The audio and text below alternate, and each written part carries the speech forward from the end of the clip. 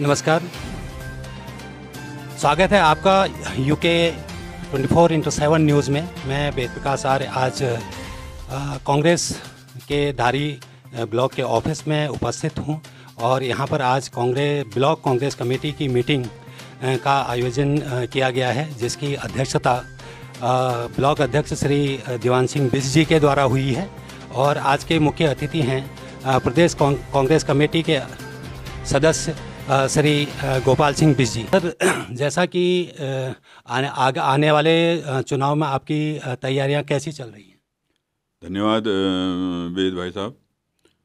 मैं आपके 24x7 channel के माध्यम से बताना चाहूँगा कि आगामी लोकसभा चुनाव के लिए प्रदेश नेतृत्व द्वारा हमें सभी ब्लॉक कांग्रेस कमेटी के अध्यक्षों को निर्देशित किया गया है और सभी पीसीसी मेंबर्स को निर्देशित किया गया है कि वो बूथवार और मंगलम मंडल कांग्रेस अध्यक्ष नियुक्त किए जाएंगे।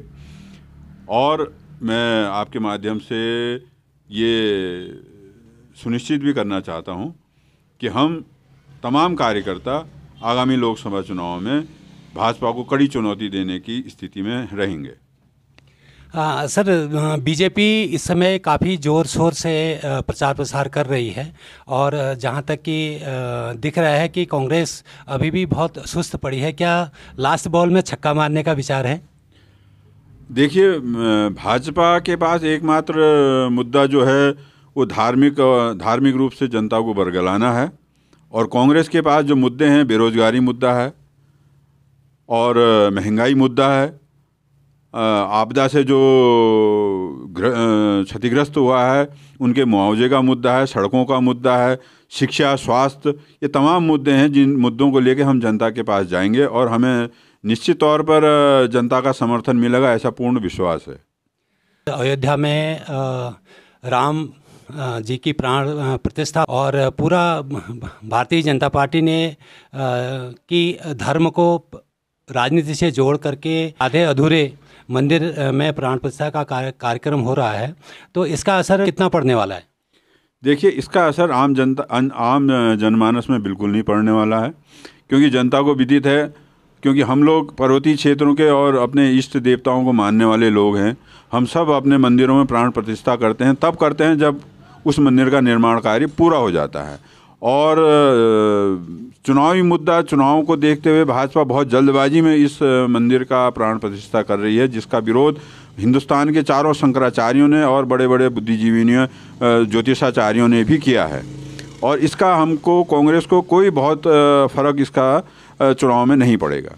भाजपा इस समय केंद्र पर पूर्ण बहुमत पर है और पूर्ण बहुमत का उन्होंने देश के विकास में कोई कार्य नहीं किया। पूर्ण बहुमत की सरकार होने के बावजूद भाजपा ने पूर्ण बहुमत की सरकार होने का एक हिटलरशाही तानाशाही रवैया अपनाया है।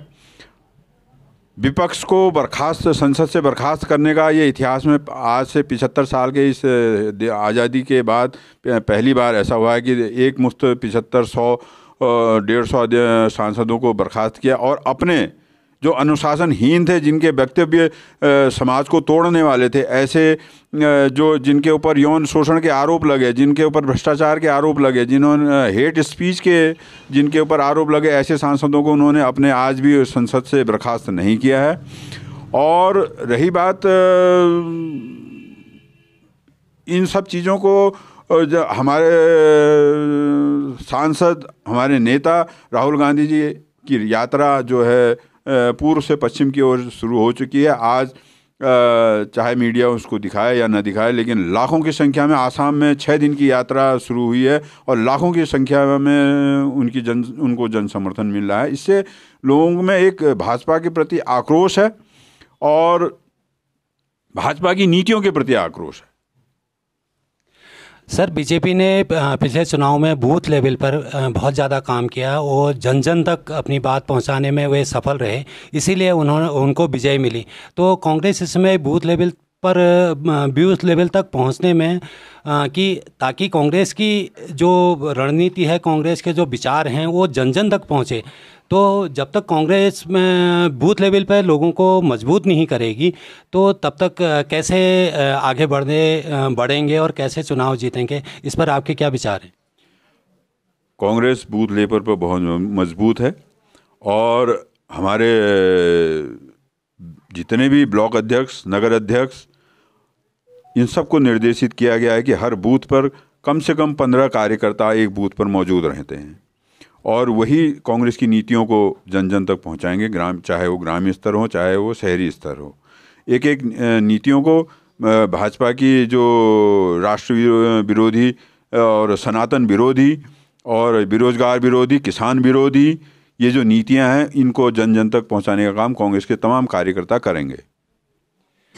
सर, अभी चुनाव सर पे हैं तो कांग्रेस के पास ऐसे कौन कौन से मुद्दे हैं कि वो जन जन तक अपनी बात पहुंचा सके और जन जन के मस्तिष्क में, उनके दिल में ये बात पहुंचाए कि भाई हम आपके लिए ये काम करने वाले हैं, ये हमारे मुद्दे होंगे, ताकि कांग्रेस को अच्छा रिजल्ट मिल सके?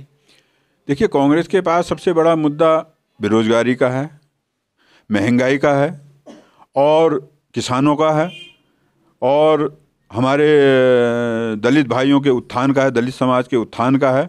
अभी मैं आपको आपके संज्ञान में ये भी डाल दूं कि जो दलितों की जो भूमि का मसला है, वो मसला नॉन जेडे ज़मीन को रेगुलाइज करने का है, क्योंकि अधिकांश हरिनगर, नारायण नगर जैसे जो ग्रामीण क्षेत्र हमारे वहाँ हैं, पर्वतीय क्षेत्रों में, वो ज़मीनें आज भी नॉन जेडे में हैं। उनका आज भी हमारे दलित समाज को उसका मालिकाना हक नहीं मिला है। सबसे पहले हम उनको उनका मालिकाना हक दिलाने का काम कांग्रेस की सरकार बनने में सबसे प्रथम किया जाएगा। 7 से मैं वेद प्रकाश आर्य, भीमताल से।